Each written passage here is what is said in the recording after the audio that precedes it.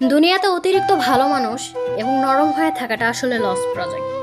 নরম মানুষকে সবাই পেয়ে বসে, তাকে সবাই ভেঙে খায়। যতদিন আপনি কারো বাজে ব্যবহারের বিপরীতে তার মুখের উপর উচিত জবাব দিতে না শিখবেন, ততদিন মানুষ আপনাকে অপমান করেই যাবে।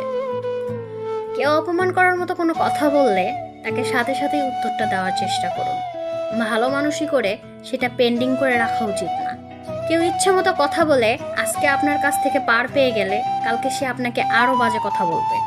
তখন আপনার নিজের মানসিক যন্ত্রণার জন্য আপনি নিজেই দায়ী থাকবেন। স্ট্রেট ফরওয়ার্ড হন, স্পষ্টবাদী হন। এতে হয়তো কেউ আপনাকে রুড বলবে, কেউ আপনাকে এরোগ্যান্ট বলবে, কেউ বলবে বেয়াদব। বলুক, মাঝে মাঝে নিজের আত্মসম্মান বজায় রাখতে একটু রুড হতেই হয়। পৃথিবীর সব কিছুর সাথে আপোষ চলে, কিন্তু আত্মসম্মানের সাথে আপোষ চলে না।